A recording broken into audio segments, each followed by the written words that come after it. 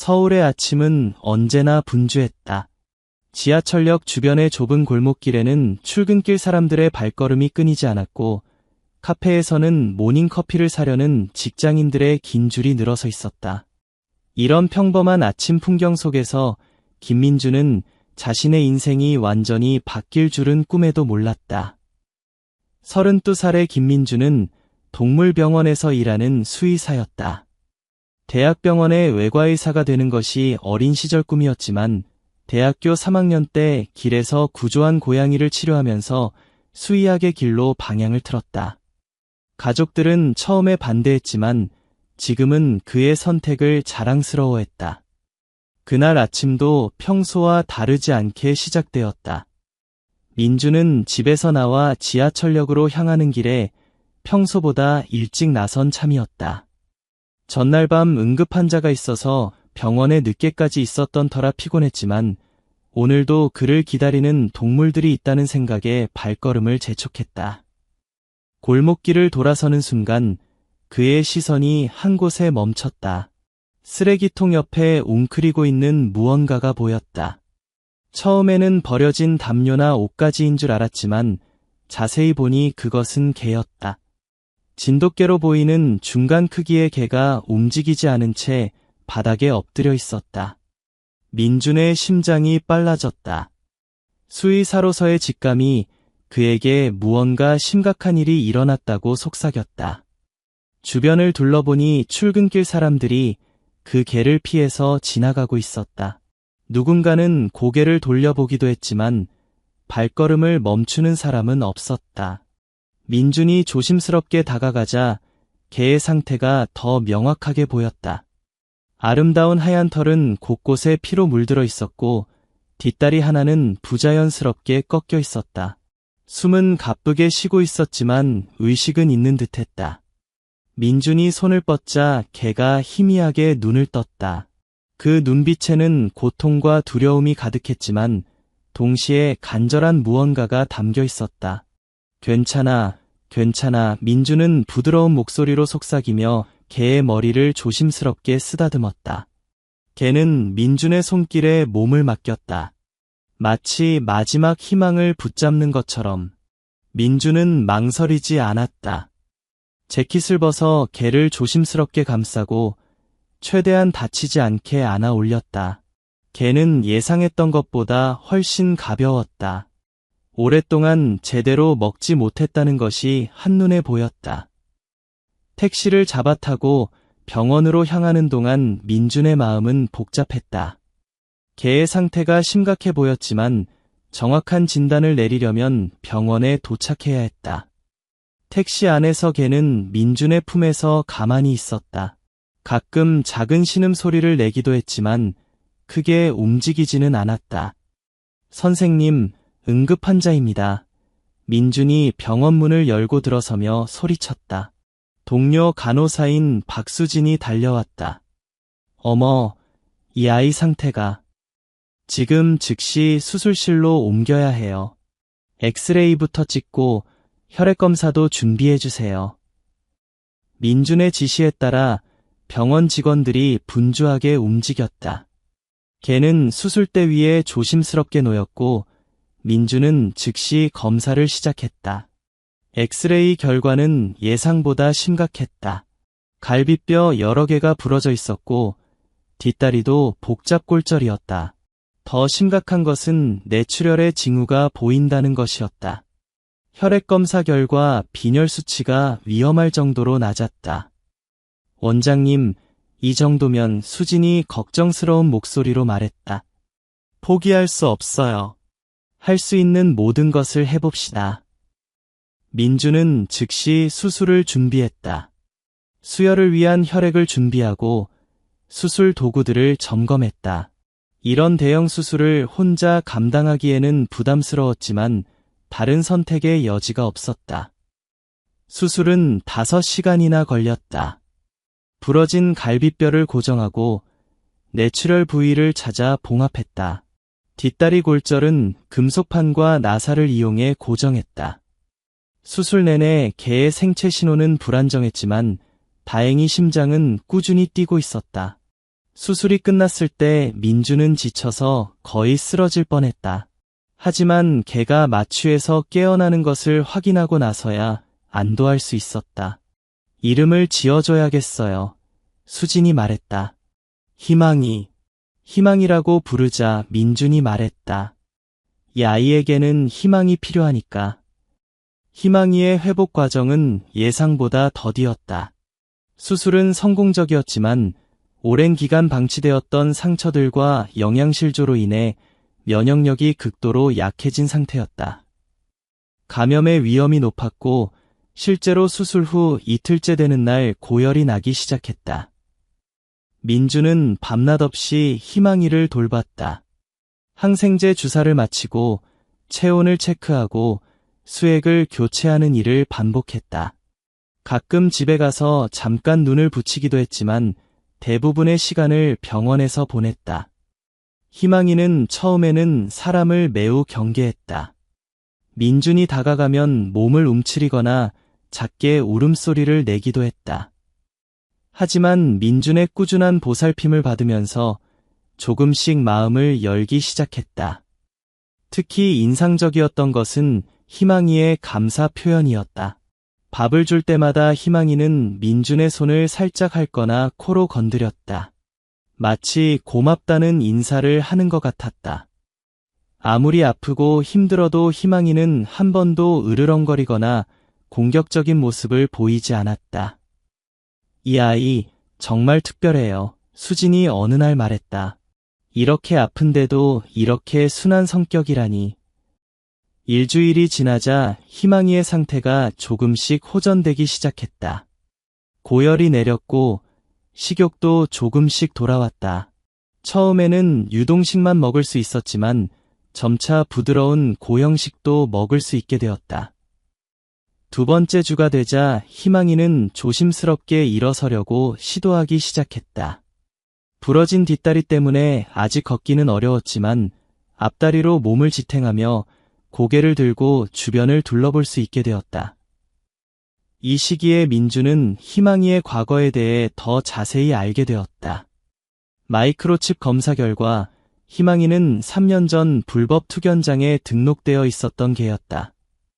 어떻게 그곳에서 탈출했는지는 알 수 없었지만 거리에서 혼자 살아남기 위해 얼마나 많은 고생을 했을지 상상하기 어려웠다. 투견장에서 이렇게 순한 성격을 유지했다는 게 신기해요. 민준이 희망이의 머리를 쓰다듬으며 말했다. 희망이는 민준의 손길에 눈을 감고 편안해하는 모습을 보였다. 그 표정에는 더 이상 두려움이나 경계심이 없었다. 대신 깊은 신뢰와 감사가 담겨 있었다. 한 달이 지나자 희망이는 드디어 걸을 수 있게 되었다. 처음에는 절뚝거리며 몇 걸음 걷는 것이 전부였지만 재활치료를 통해 점점 더 멀리 더 안정적으로 걸을 수 있게 되었다. 민주는 희망이를 자신의 집으로 데려가기로 결정했다. 원래는 임시 보호 후 좋은 가정을 찾아주려고 했지만 한 달 동안 함께 지내면서 특별한 유대감이 형성되었다. 희망이도 민준을 가장 신뢰하는 사람으로 여기고 있었다. 희망이가 민준의 집에 처음 온 날 신기한 일이 일어났다. 희망이는 집안을 한 바퀴 둘러본 후 현관문 앞에 자리를 잡고 앉았다. 아직 다리가 완전히 회복되지 않아서 오래 서 있기 힘들었을 텐데도 희망이는 문을 지키는 자세를 취했다. 뭘 하는 거야, 희망아? 민준이 물었지만 희망이는 꿈쩍하지 않았다. 그날 밤 민준이 잠들고 난 후에도 희망이는 현관문 앞에서 자리를 지켰다. 마치 자신을 구해준 민준을 지켜야 한다는 사명감을 가진 것처럼. 다음 날 아침 민준은 희망이가 현관문 앞에서 잠들어 있는 모습을 발견했다. 그제야 희망이의 마음을 이해할 수 있었다.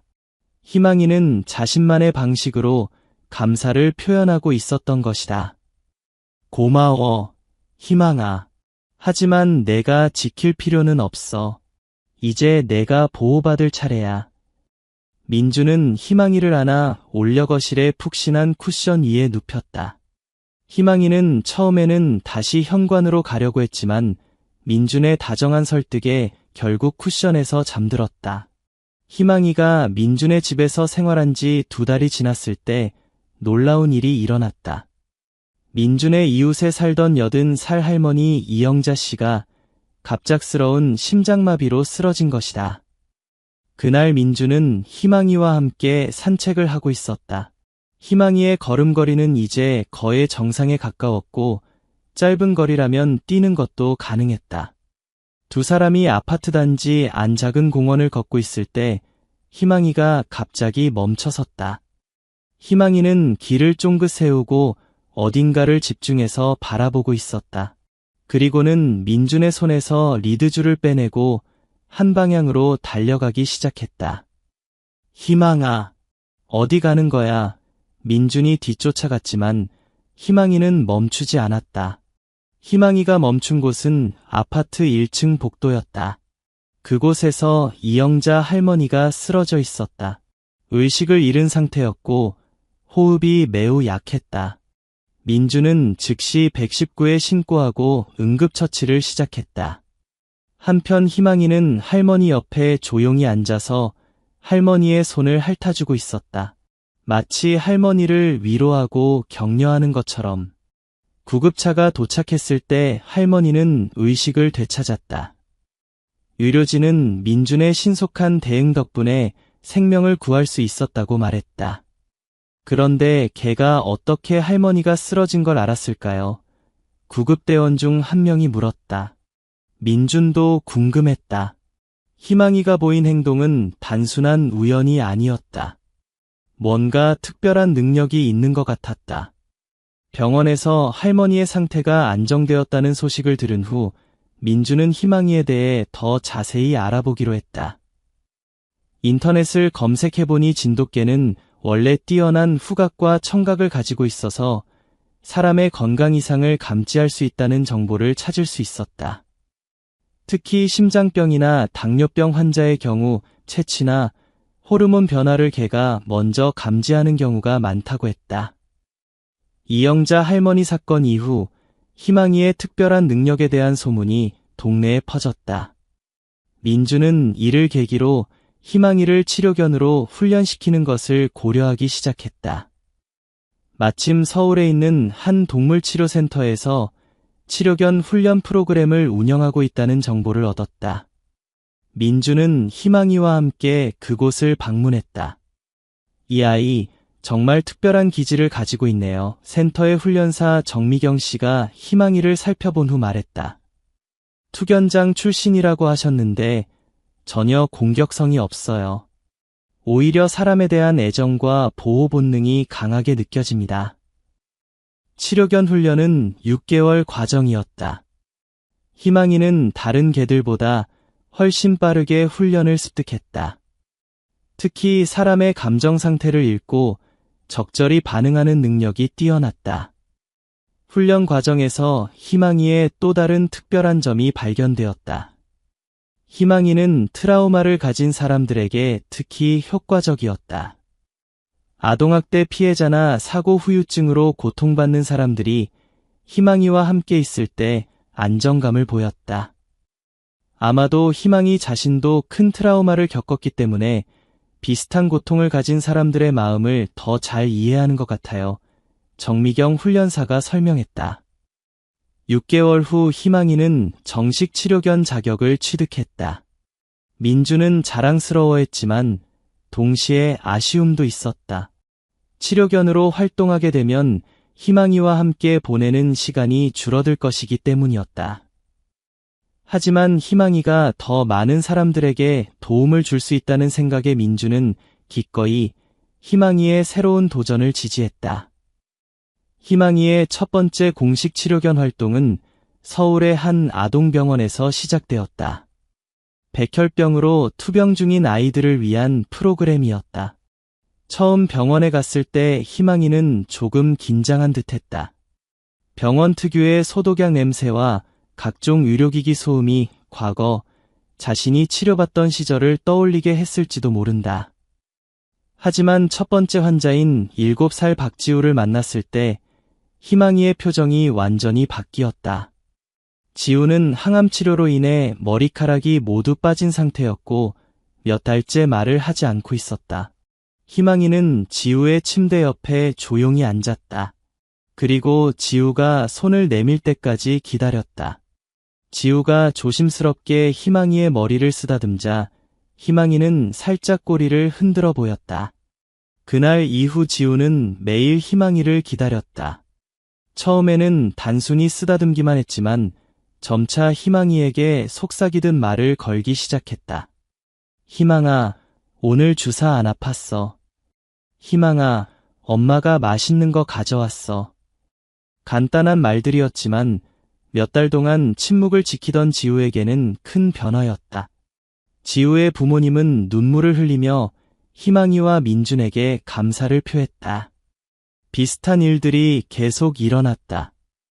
교통사고 후유증으로 고통받던 고등학생 김수연이는 희망이와 함께 있을 때만 악몽에서 벗어날 수 있었다. 치매로 인해 가족도 알아보지 못하던 할아버지는 희망이만은 기억하고 반가워했다. 가장 인상 깊었던 사례는 군인이었던 이상호 씨였다. 상호 씨는 군 복무 중 사고로 다리를 잃었고 심한 우울증과 PTSD로 고생하고 있었다. 처음 희망이를 만났을 때 상호 씨는 거부감을 보였다. 걔까지 동원해서 나를 위로하려고 하는 거야. 라며 화를 내기도 했다. 하지만 희망이는 포기하지 않았다. 상호 씨가 화를 내거나 무시해도 조용히 옆에 앉아 있었다. 말은 하지 않았지만 상호 씨의 감정 상태를 그대로 받아주는 것 같았다. 한 달이 지나자 상호 씨가 변화하기 시작했다. 희망이에게 먼저 말을 걸고 함께 산책을 하기도 했다. 그리고 어느 날 상호 씨가 민준에게 말했다. 이 개가 저와 비슷한 상처를 가지고 있는 것 같아요. 하지만 그 상처를 딛고 이렇게 다른 사람들을 도우며 살고 있잖아요. 저도 희망이처럼 살고 싶어요. 희망이가 치료견으로 활동한 지 2년이 지났다. 그동안 수백 명의 사람들이 희망이의 도움을 받았다. 희망이는 이제 서울뿐만 아니라 전국적으로 유명한 치료견이 되어 있었다. 언론에도 여러 번 소개되었고 희망이의 이야기를 다룬 다큐멘터리도 제작되었다. 하지만 민주는 희망이가 유명해지는 것보다는 그저 건강하고 행복하게 지내는 것이 더 중요하다고 생각했다. 어느 날 민주는 희망이와 함께 처음 만났던 그 골목길을 다시 찾았다. 2년 전 희망이가 쓰러져 있던 바로 그 쓰레기통 앞이었다. 신기한 일이 일어났다. 희망이는 그 자리를 정확히 기억하고 있었다. 쓰레기통 앞에 가서 앉더니 한동안 가만히 있었다. 마치 과거의 자신을 되돌아보는 것처럼. 민주는 희망이 옆에 앉아서 함께 그 시간을 보냈다.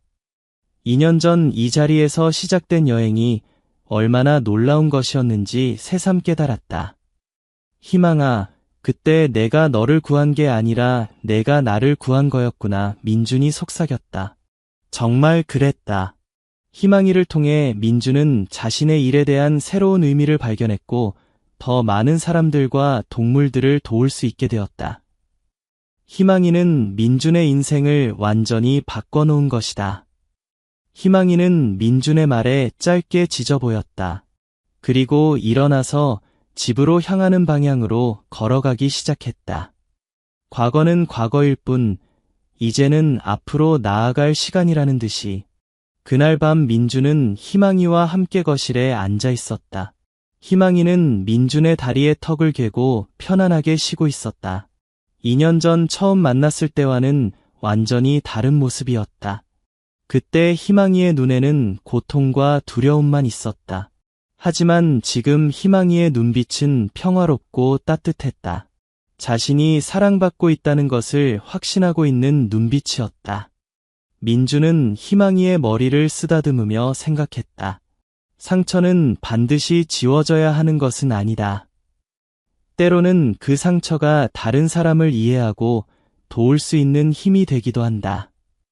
희망이가 바로 그것을 증명해 보인 것이다. 희망이의 몸에는 여전히 수술 흉터가 남아 있었다. 털이 자라면서 많이 가려졌지만 자세히 보면 볼 수 있었다. 하지만 그 흉터들은 더 이상 고통의 증거가 아니었다. 생존의 증거였고 희망의 증거였다. 다음 날 아침 희망이는 평소처럼 민준을 깨웠다. 오늘도 누군가를 도울 일이 기다리고 있었다.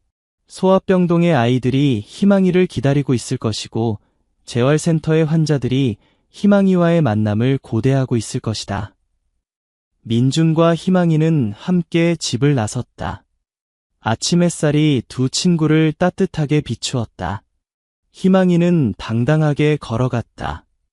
더 이상 상처받은 개가 아니라 누군가에게 희망을 주는 특별한 존재로서 희망이의 치료견 활동이 알려지면서 전국 각지에서 도움 요청이 들어오기 시작했다. 특히 자연재해나 사고 현장에서 트라우마를 입은 사람들을 위한 긴급치료견 파견 요청이 많았다. 어느 날 강원도의 한 초등학교에서 연락이 왔다. 산사태로 인해 학교 건물 일부가 무너지는 사고가 있었고 다행히 인명피해는 없었지만 아이들이 심한 공포감에 시달리고 있다는 것이었다. 민주는 희망이와 함께 그 학교를 방문했다. 산골 마을의 작은 학교였는데 아이들은 모두 얼굴이 창백하고 불안해 보였다. 며칠 전 일어난 사고의 충격이 아직 가시지 않은 것 같았다. 희망이는 학교에 도착하자마자 특별한 행동을 보였다. 평소와 달리 교실로 바로 들어가지 않고 무너진 건물 잔해 근처를 천천히 걸어 다녔다. 마치 그곳에 무언가 있는지 확인하는 것 같았다. 희망아, 뭘 하는 거야? 민준이 물었지만 희망이는 계속 그 주변을 맴돌았다. 잠시 후 희망이가 잔해 더미 한 구석에서 멈춰섰다. 그리고 작은 소리로 짖기 시작했다. 민준이 가까이 가보니 거기에는 작은 토끼 인형이 있었다. 사고 때 아이들이 떨어뜨린 것 같았다. 민준이 인형을 집어들고 교실로 가져가자 한 여학생이 눈물을 터뜨렸다. 제 인형이에요. 무서워서 꽉 안고 있었는데 도망갈 때 떨어뜨렸어요. 희망이는 그 아이에게 다가가 조용히 앉았다. 아이는 인형과 희망이를 번갈아 안으며 울음을 멈췄다. 그날 희망이는 아이들과 함께 운동장에서 뛰어놀았다. 처음에는 조심스러워하던 아이들도 점차 마음을 열고 희망이와 친해졌다. 웃음소리가 학교에 다시 울려 퍼졌다. 희망이가 우리 학교를 다시 행복하게 만들어줬어요. 담임 선생님이 감사 인사를 했다. 희망이와 함께 지낸 지 3년이 되어갈 무렵 민주는 희망이가 자신만의 특별한 소통 방식을 가지고 있다는 것을 깨달았다. 희망이는 말을 할 수는 없지만 표정과 행동으로 놀라울 정도로 정확하게 감정을 전달했다. 기쁠 때는 꼬리를 크게 흔들고 입을 살짝 벌려 웃는 표정을 지었다. 슬플 때는 귀를 뒤로 젖히고 눈빛이 촉촉해졌다. 걱정될 때는 민준의 주변을 맴돌며 작은 소리로 킁킁거렸다. 가장 놀라운 것은 희망이가 사람의 감정을 읽는 능력이었다. 민준이 힘든 일이 있어서 우울할 때면 희망이는 항상 먼저 알아챘다. 그럴 때면 민준 옆에 와서 가만히 앉아 있거나 때로는 장난스럽게 행동해서 민준을 웃게 만들기도 했다. 한 번은 민준이 독감에 걸려 며칠 동안 침대에서 일어나지 못했을 때가 있었다. 희망이는 그 기간 내내 민준의 침대 곁을 지켰다. 밥을 먹으러 가거나 보리를 보러 갈 때를 제외하고는 단 한순간도 민준 곁을 떠나지 않았다. 희망아, 내가 내 간병견이 된 것 같네. 민준이 농담조로 말하자 희망이는 진지한 표정으로 민준을 바라보았다. 마치 당연하지라고 말하는 것처럼. 이런 특별한 유대감 덕분에 희망이는 치료견 활동에서도 더욱 뛰어난 성과를 보였다. 희망이는 각각의 환자가 필요로 하는 것이 무엇인지 정확히 파악했다. 어떤 사람에게는 조용한 위로가 필요했고 어떤 사람에게는 활기찬 에너지가 필요했다. 희망이는 이 모든 것을 구별해서 적절히 반응했다. 하지만 모든 날이 평화롭지만은 않았다. 가끔 희망이는 과거의 트라우마로 인한 악몽에 시달렸다. 깊은 잠에 빠져 있다가 갑자기 일어나 떨면서 숨을 헐떡이는 일이 있었다.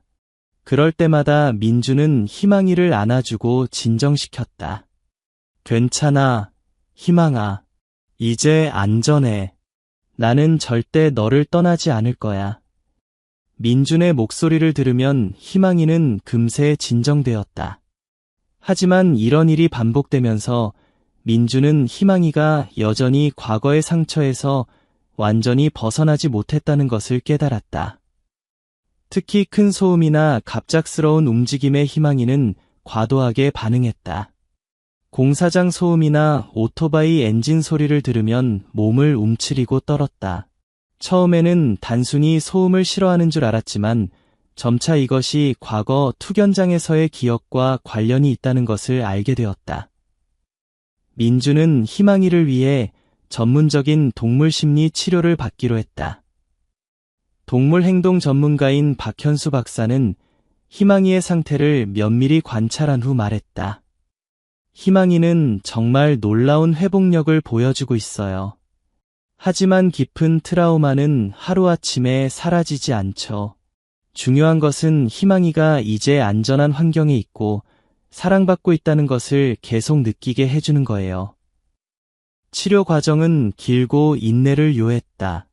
하지만 민주는 포기하지 않았다.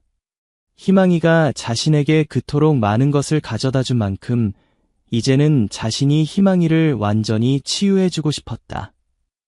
아이러니컬하게도 희망이의 치유 과정에서 가장 큰 도움이 된 것은 다른 동물들을 돕는 일이었다.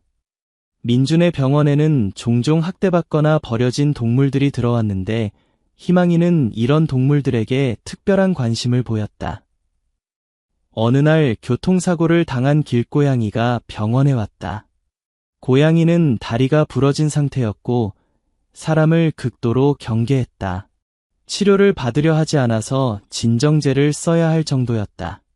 그런데 희망이가 그 고양이 근처에 가서 조용히 앉아있자 신기하게도 고양이가 진정되기 시작했다. 희망이는 고양이와 직접적인 접촉은 하지 않았지만 그냥 곁에 있어 주었다. 마치 나도 너와 같은 고통을 겪었어. 괜찮아. 이 사람들은 널 도와줄 거야 라고 말하는 것 같았다. 그 이후로 희망이는 병원에 오는 트라우마를 가진 동물들의 비공식적인 동료 치료사 역할을 하게 되었다. 희망이가 있으면 다른 동물들이 훨씬 빨리 치료를 받아들였고 회복 속도도 빨라졌다. 이런 경험을 통해 희망이 자신의 트라우마도 조금씩 극복해 나갔다. 다른 존재를 도우면서 자신도 치유받는다는 것을 몸소 체험한 것이다. 희망이는 진짜 특별한 아이예요. 박현수 박사가 말했다. 자신의 상처를 다른 존재를 치유하는 힘으로 바꾸고 있어요. 이건 사람도 하기 어려운 일인데 말이죠.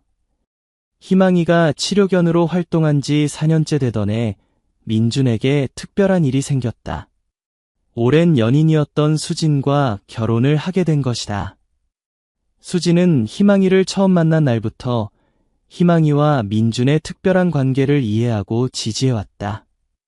희망이 없었다면 지금의 민준 오빠도 없었을 거예요. 수진이 자주 하는 말이었다. 결혼식 날 희망이는 특별한 역할을 맡았다. 민준과 수진이 서로에게 반지를 끼워주는 순간 희망이가 반지를 물고 와서 전달하는 것이었다. 하객들은 모두 감동받았고 많은 사람들이 눈물을 흘렸다. 신혼집에 함께 이사한 후에도 희망이의 일상은 크게 달라지지 않았다. 여전히 치료견으로 활동했고 민준과 수진의 사랑을 한 몸에 받았다. 오히려 가족이 늘어나면서 희망이는 더욱 행복해 보였다. 수진은 간호사였기 때문에 희망이의 치료견 활동을 더 잘 이해할 수 있었다. 때로는 함께 병원에 가서 희망이의 활동을 도왔다. 희망이를 보고 있으면 정말 많은 것을 배워요. 수진이 말했다. 어떤 말보다도 진심 어린 관심과 사랑이 사람을 치유한다는 걸 희망이가 보여주거든요. 시간이 흐르면서 희망이는 점점 더 많은 사람들에게 알려졌다. 하지만 유명세보다는 자신이 도운 사람들의 변화가 희망이에게는 더 의미 있었다. 몇 년 전 희망이를 만났던 백혈병 환자 지우는 이제 완전히 회복되어 건강한 초등학생이 되어 있었다. 지우는 가끔 부모님과 함께 희망이를 보러 왔는데 올 때마다 희망이에게 자신이 그린 그림을 선물했다. 교통사고 후유증으로 고생했던 수연이는 이제 대학생이 되어 심리학을 공부하고 있었다.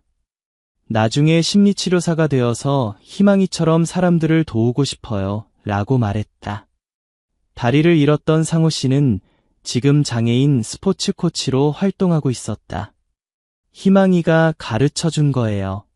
상처가 있어도 다른 사람에게 힘이 될 수 있다는 것을요. 이런 소식들을 들을 때마다 민주는 가슴이 뭉클했다. 희망이 한 마리의 개가 이렇게 많은 사람들의 인생을 바꿀 수 있다는 것이 여전히 믿기지 않았다.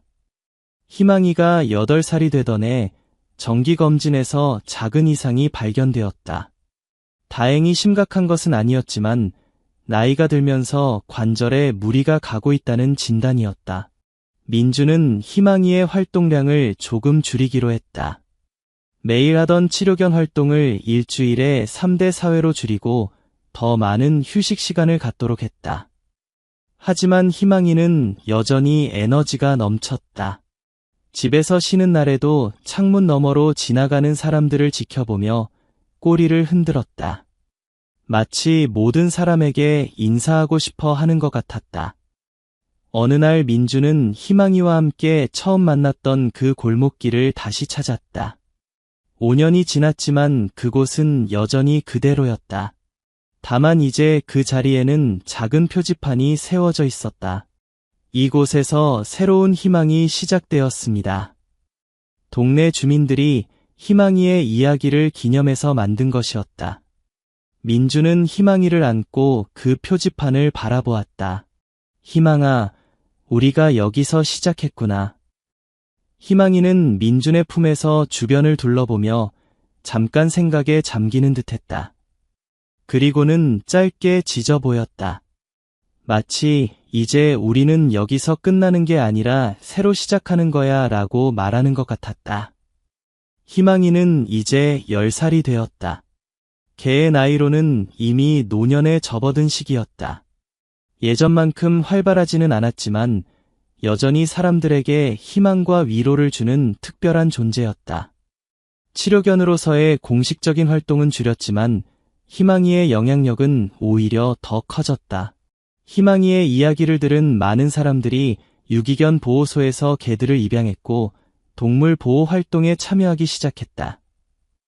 민준과 수진 사이에는 이제 귀여운 딸 하나가 생겼다. 3살 된 소희는 희망이를 희망 할아버지라고 부르며 따랐다. 희망이도 소희를 각별히 아꼈다. 소희가 울 때면 옆에 가서 위로해주고 소희가 잠들 때까지 침대 옆을 지켰다. 희망이가 소희의 첫 번째 친구가 되어줘서 고마워요. 수진이 말했다. 어느 날 저녁 가족들이 모두 거실에서 텔레비전을 보고 있을 때였다. 희망이는 소희 옆에 누워서 편안하게 쉬고 있었다. 소희는 희망이의 털을 쓰다듬으며 동화책을 읽어주고 있었다.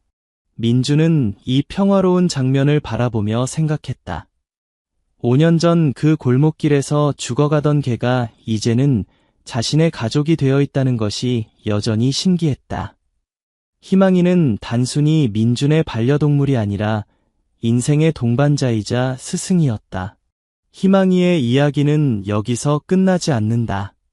지금도 어딘가에서 희망이와 비슷한 상황에 처한 동물들이 있을 것이고 그들을 도와줄 따뜻한 마음을 가진 사람들이 있을 것이다. 희망이가 가르쳐준 가장 소중한 교훈은 이것이었다. 상처는 지워져야 할 것이 아니라 이해받아야 할 것이고 그 상처를 통해 다른 존재를 도울 수 있는 힘을 얻을 수 있다는 것이다. 민주는 지금도 매일 아침 희망이와 함께 그 골목길을 지나간다. 희망이는 여전히 그 자리에서 잠깐 멈춰서서 주변을 둘러본다. 하지만 이제는 슬픔이나 고통의 표정이 아니라 감사와 평화의 표정이다. 그리고 매번 그 자리를 떠날 때 희망이는 뒤를 돌아보지 않는다. 과거에 매달리지 않고 앞으로 나아가는 것, 그것이 진정한 치유의 의미라는 것을 희망이는 알고 있다. 오늘도 희망이는 누군가에게 희망을 전하러 간다. 말없는 위로와 따뜻한 사랑으로 세상을 조금 더 아름다운 곳으로 만들어가면서 그리고 이야기를 읽는 모든 사람들에게도 희망이의 메시지가 전해지기를 바란다. 어떤 상처도 영원하지 않고 어떤 절망도 마지막이 아니라는 것을, 그리고 작은 친절과 사랑이 누군가의 인생을 완전히 바꿀 수 있다는 것을. 희망이의 이야기는 계속된다. 당신의 마음 속에서, 그리고 당신이 만날 모든 존재들과의 만남에서.